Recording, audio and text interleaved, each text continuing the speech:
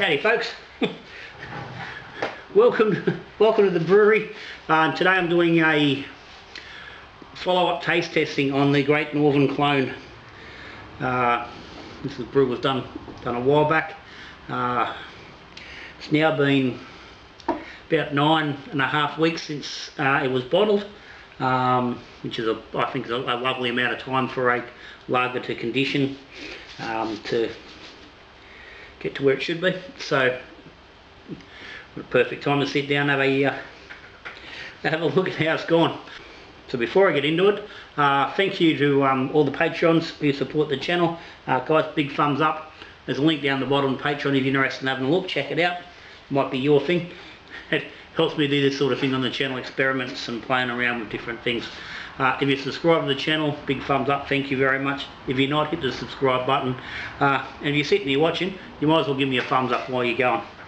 So this is Great Northern Clone. I'll stick a link up the top to the brew date on this beer, this final version, and the original tasting, which was done I think about 2 or 3 weeks after it was initially bottled. But for now, let's get into him. Let's work out what's what. There's 2 beers here. It's not the same beer. That's the lager version. Let me talk a little bit of moisture there. I did get a little bit.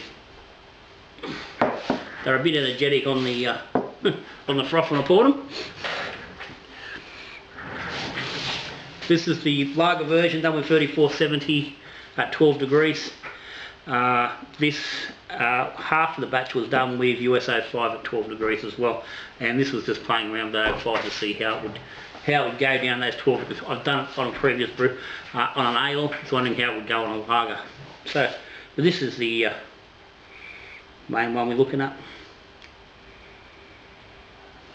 And she's got she's well carved. This is it's a little bit more carb than it was originally, so I think there's been possibly just a little bit of extra fermentation in the bottle while she sat. Not too much. There's just a little bit of extra crud in the bottom there. You know, these were taken, it was bottled straight from the fermenter, so and both half the batch are the same, so that's interesting because it's not, you know, it's not a particular yeast that's done it. So either they've been just gassier than I remember when I've bottled them. Pressure was 13 psi, so it's probably a bit gassier than I would have thought for that sort of level, but anyway. So initially these were pretty, I mean, it was fairly close on flavour, and you know, it didn't quite have that the staley sort of note that the Great Northern has. It was sort of I remember sort of thinking and describing it as more of a Great Northern, just a sort of fresher, but yeah, still holding that sort of typical dirty sort of,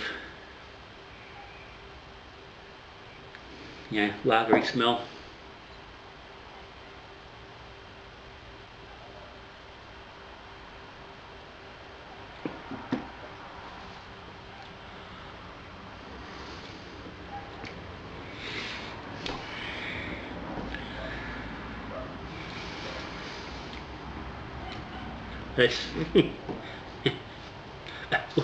It is what it is. It's a very straightforward Australian lager, very much in vein with the Great Northern. I said it before. Is it an exact clone? No, it's not. I said in the previous tasting, I wasn't going to go around. I wasn't going to get to the point and spend the time to completely clone it. Yeah, too much variables to really narrow it right down. But listen, the idea was to get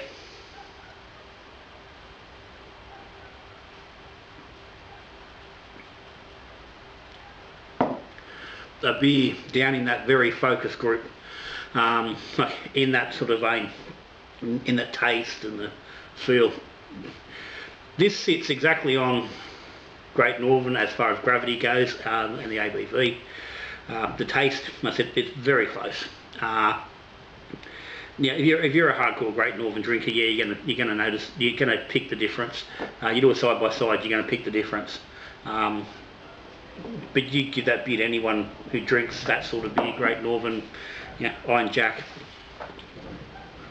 any number of wishy-washy Mega Sewer lagers, and they're gonna really like that.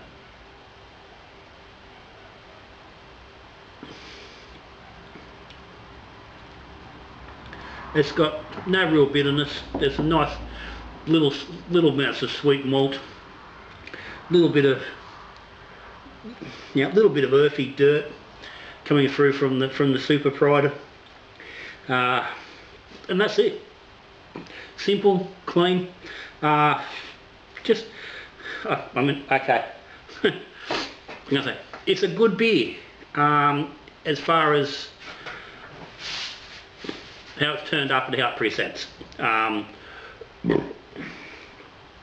not going to put it in the category of a good tasting beer. That's not a beer I particularly enjoy. But as far as the clone go and the recipe goes, it makes a really good beer if that's the sort of thing you're after. Serve that up to bloody family and friends. They're going to love it.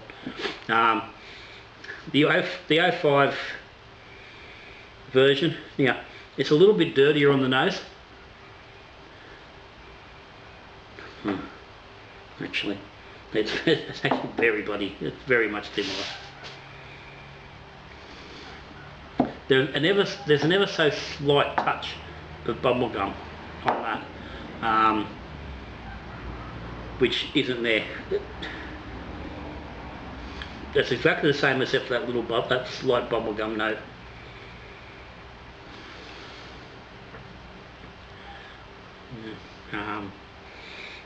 These probably could have been clearer. These bottles were laying on their side in the fridge. I had to sit them on top of some cans. So had these been sitting, and they've only been in the fridge for 2 or 3 days. Had they been in the fridge for 6 weeks, these would be crystal clear. But that's holding a nice head, good froth. Smells every bit like an Aussie lager.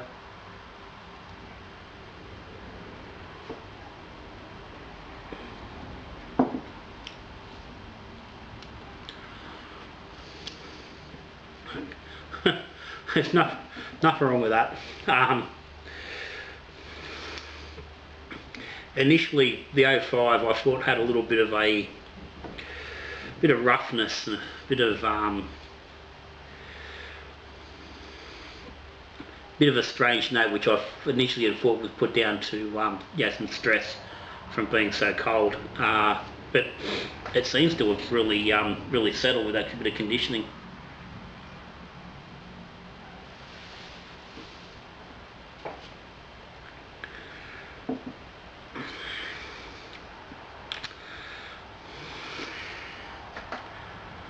It's probably not quite as crisp as the lager.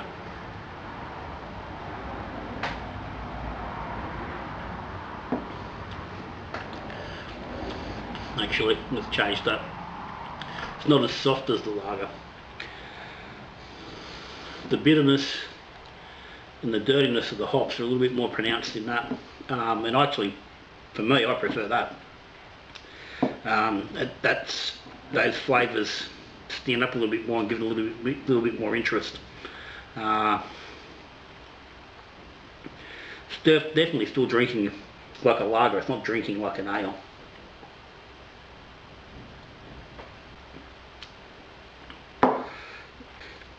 So yeah, certainly shows you can use US 05 at lager temperatures, which avoids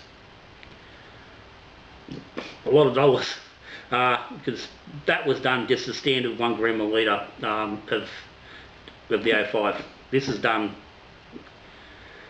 with the typical lager pitch, so double the amount. So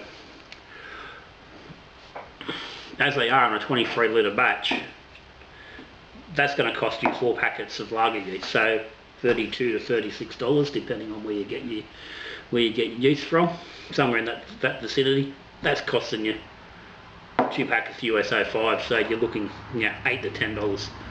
Considerable difference. That's if you're not making starters. So can you make a lager with USA 5? I'm going to say you certainly can.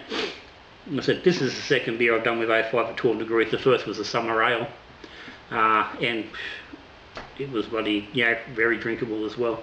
So yeah, certainly doable. I think it's at the lower end of A5's happy zone,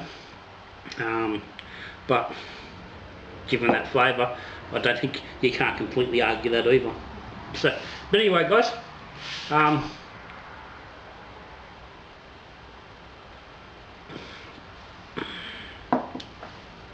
with this, I'm wrapping up the Great Northern trial. I'm saying it's done. As I said, cloned? Yeah, not exactly. Close enough. I'm happy to call it a Great Northern clone. I've certainly had enough clones, recipes of other beers, to say that it's close enough, it's within the parameters of anything else that's out there as far as clones go. So yeah, if you like your GN, get on it. You're not going to get it, as far as I'm aware, you're not going to get a recipe anywhere that comes anywhere near that close to the real thing. So you got any comments, any questions, stick them down the bottom. If you've done the clone already, I know there's a few people that jumped on it pretty quickly, and surely that'd be getting around the point now that they're drinking it. How's it gone for you if you have done it? Let us know down the bottom.